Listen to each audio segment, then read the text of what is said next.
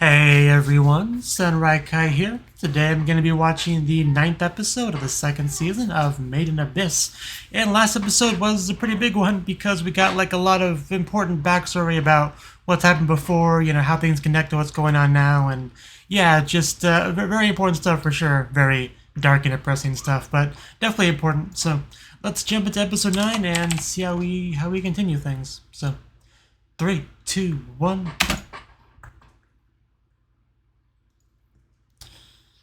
Oh yeah, we had that too.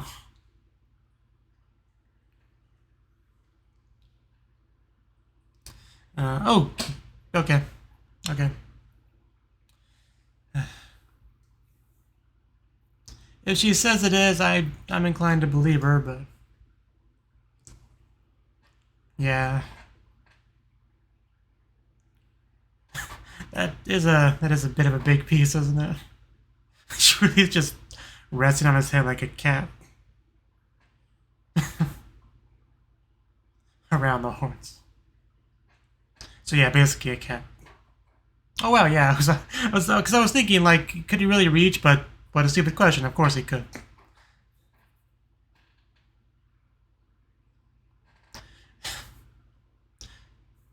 Think think Reg might have been a little bit uncomfortable there.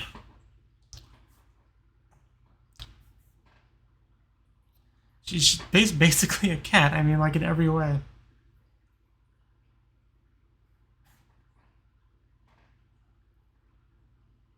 Yeah, bees still do that.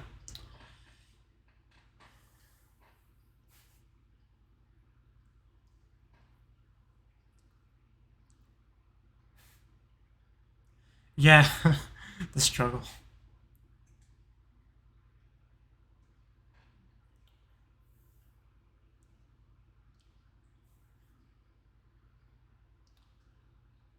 And he brought something, and she now notices. Yeah, can you please let me in? I'd rather not be out here holding this tasty morsel for anything that wants to, venture on by.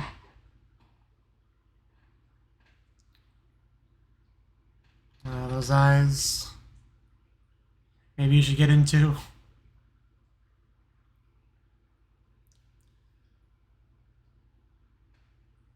God, that face is just so.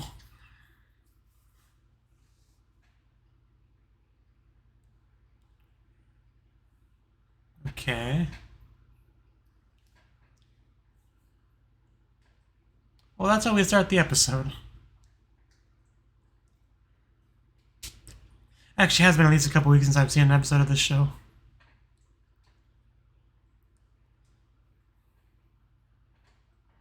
Because I've had to be playing like catch up on a lot of shows. So what I've been kind of doing is like binging, 3 or 4 of individual shows, kind of in rotation. So the last few episodes of the show I watched back to back, but that was a while ago at this point.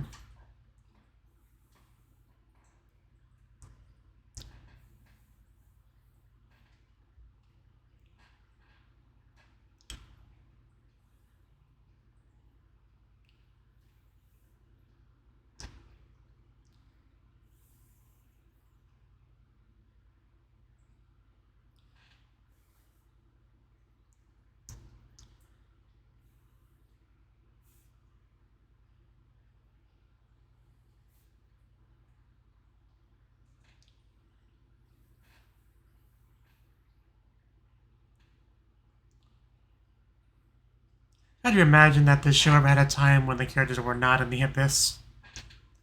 They've been in there so long at this point.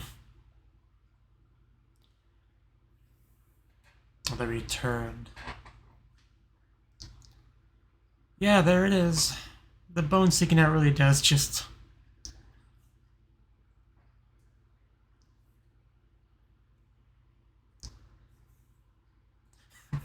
Apparently it's okay.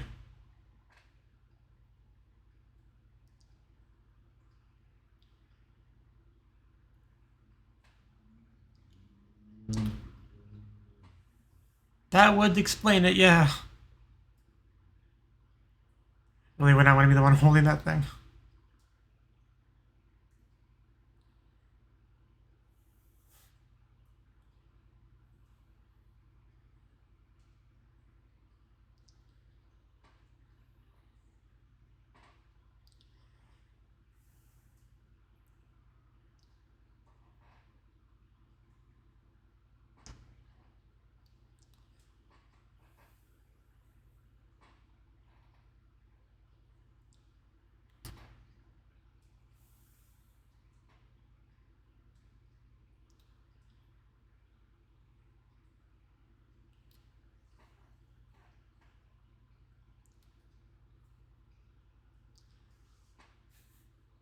So soon.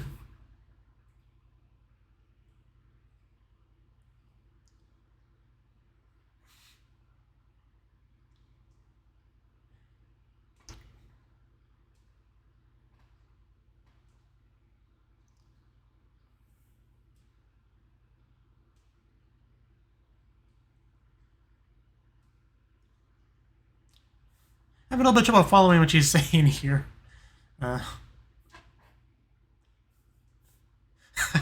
The important question.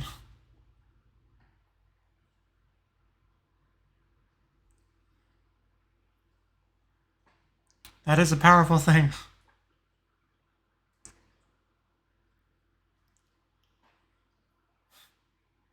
Okay,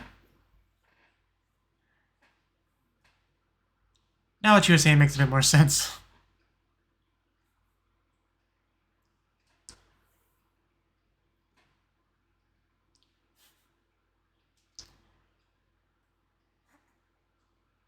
Just trying to slowly sneak away.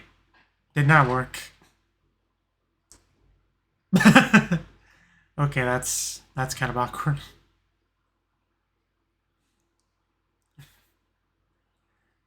I'm sure it could.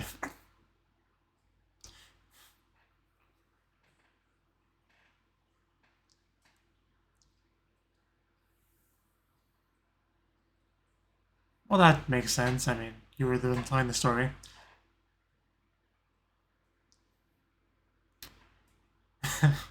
Well, yeah.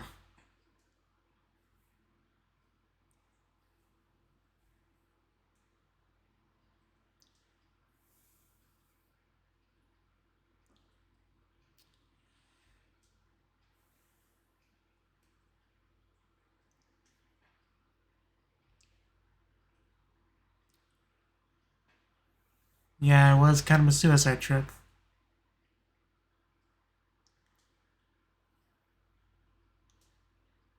Yeah, we've met.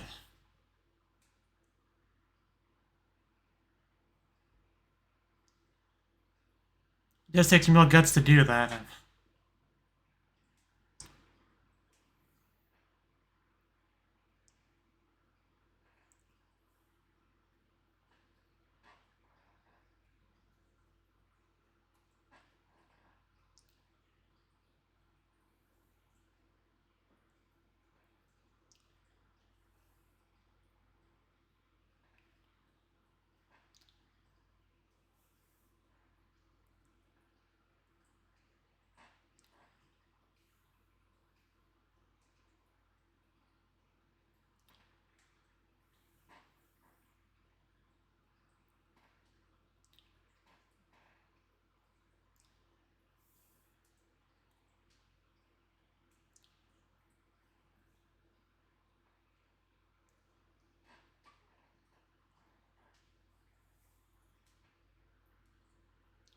Yeah, if nothing else, Rico can respect that.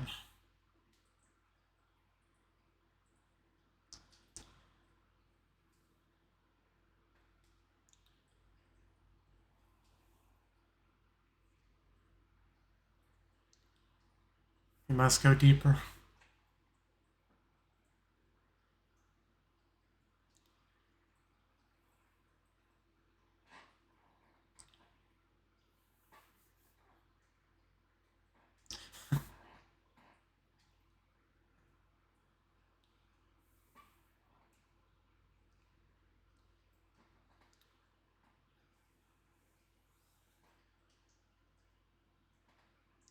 What are you thinking about Rico? I'm really curious.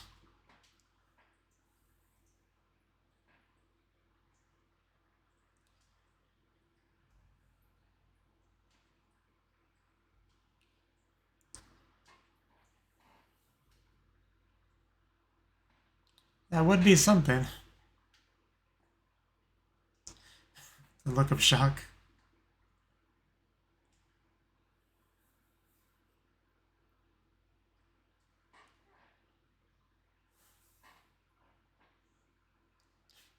Sasuke got Rico, alright.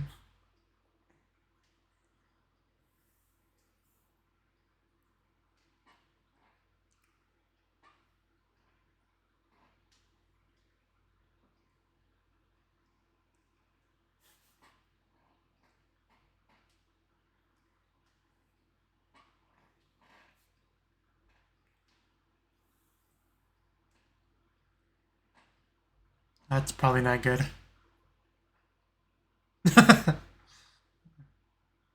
Speaking that Japanese language, I have no idea what they're saying.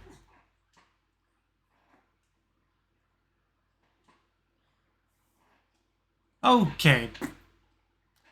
Hello.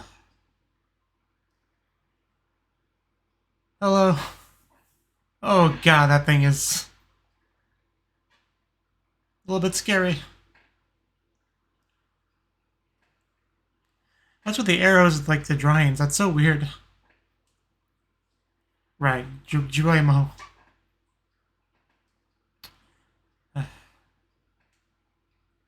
There's kind of something behind you.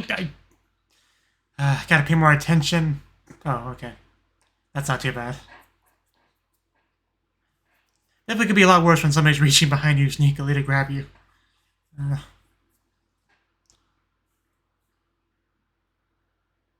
It's probably an okay.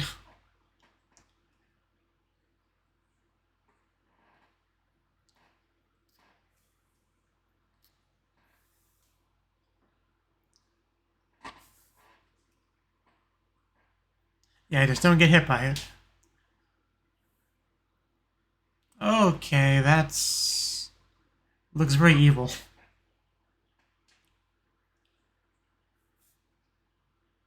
I guess he's not wrong.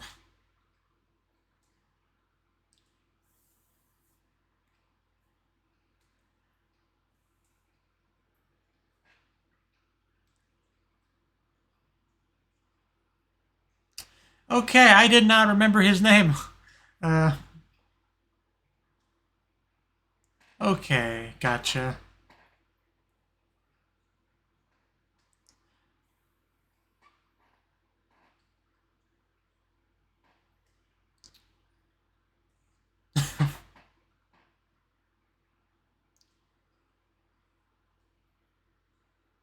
uh,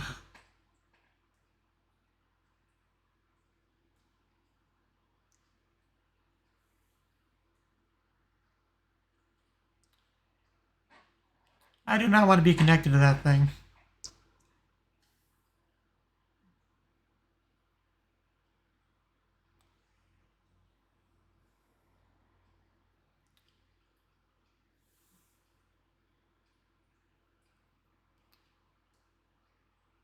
That's great.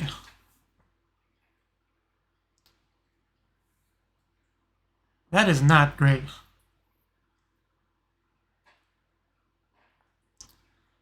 How is it getting more horrifying looking? Okay, no, it broke through. Okay. Well. Still not sure what's happening. Something's gonna come out of there, isn't it? Yeah, oh, okay, like a soot ball. Definitely don't want to get hit by that. Ugh. The sounds it makes. Does it have to make those sounds? Definitely don't want to get hit by that.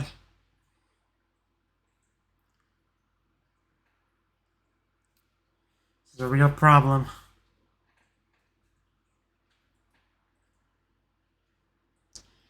That's a big gamble.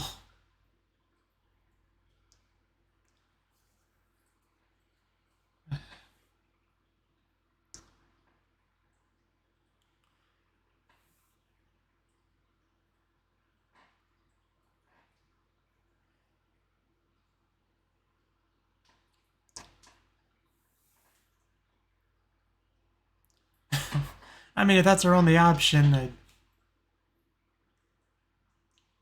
yeah, don't hurt yourself.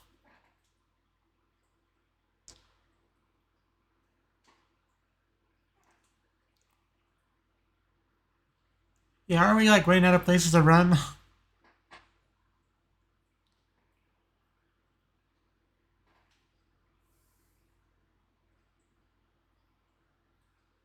So yeah, I guess you just...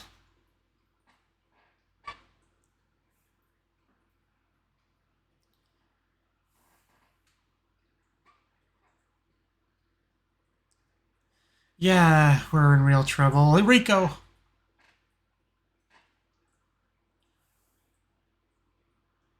That's the most dangerous kind of opponent, one that doesn't care about casualties. Okay, I don't know how we get out of this. This looks really bad. And he got the arm. Whatever it is, it looks like an arm.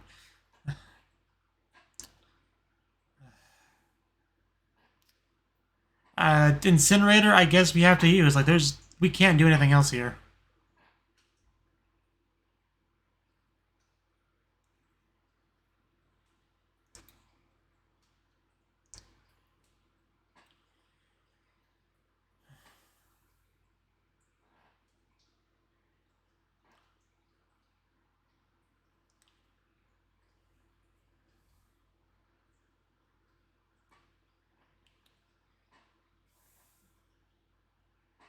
Yeah, we can...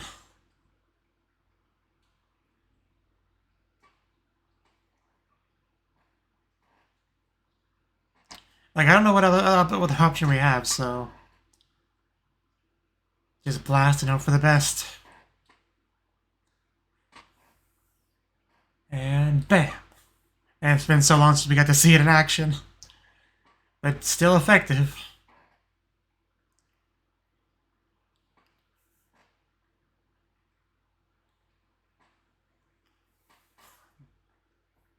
Even the POV, well, not literally POV, but, you know, from the front it looks great too.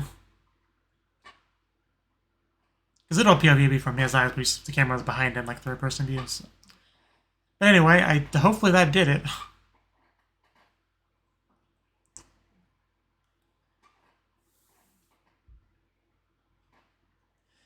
Nobody can blame you.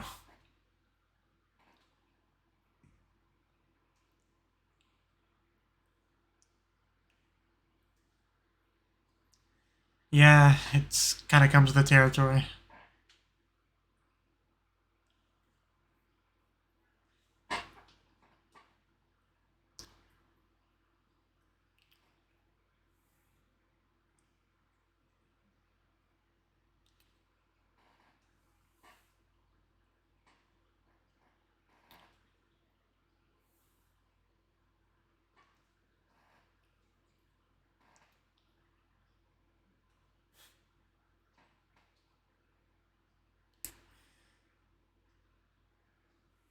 Is that Fabuto over there?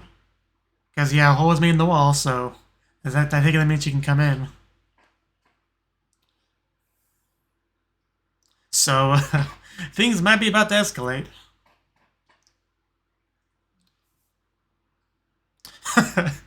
Yeah.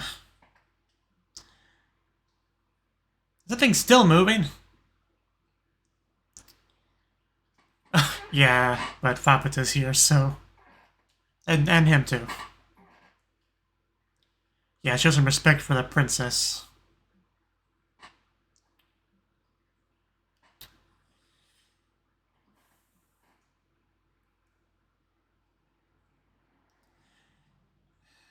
I mean, I definitely get it where she's coming from.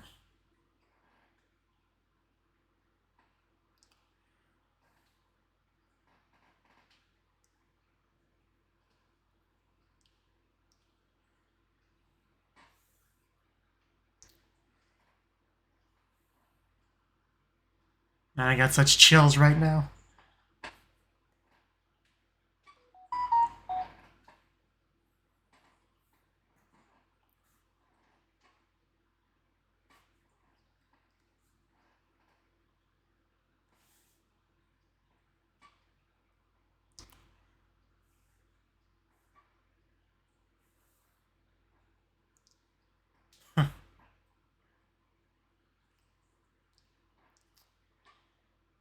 Man, if that doesn't fill you with fear, I don't know what would. Man, I still have chills after that. They're like not settling down.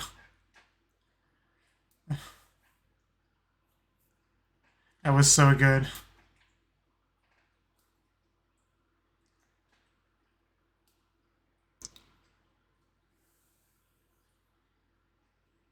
Yeah, I just gotta break out of that.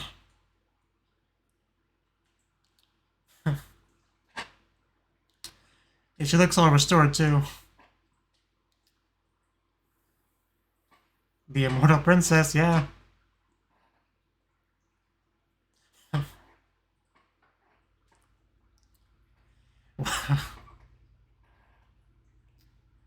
Man, I'm on the edge of my seats.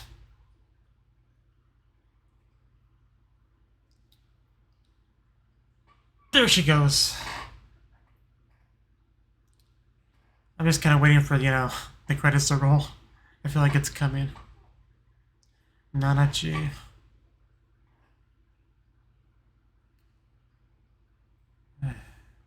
She's awake.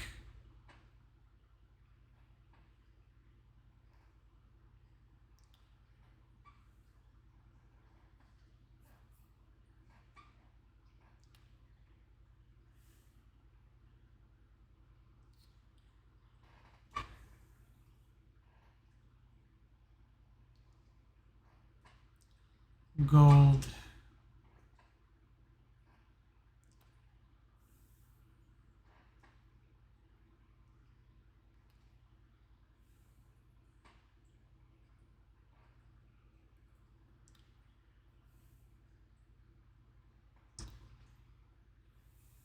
That transition.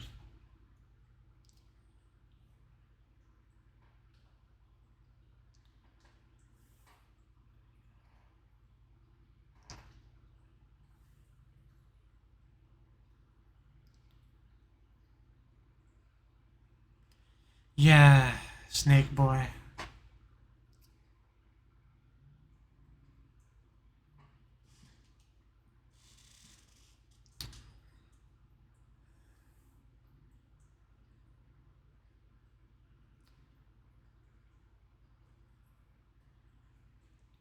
No longer a dream. It's time to wake up. I'm glad now that she's awake, though. Because last time we saw her, were they talking about things Rico would have to give up, to save her or whatever? Like an arm and a leg or something. But, she seems okay.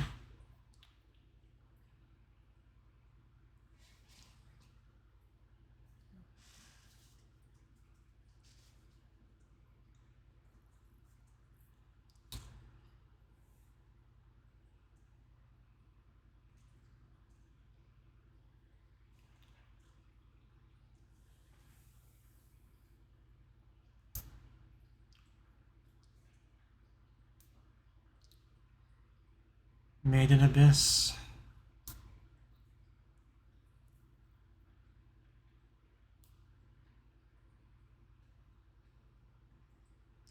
All that you gather.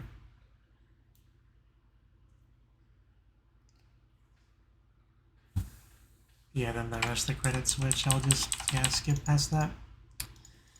Okay, well, that was the 9th episode of the 2nd season of Made in Abyss, and it was also quite an episode. Obviously, this was taking place in the present, not the past, so different in that sense in the previous episode. But things are definitely happening. We have Jiroyo, I don't remember the name, that thing pop up. Apparently, same name as the terrible person from the very first episode. I think it was like the first 5 minutes of the very first episode. So yeah, did not remember his name at all.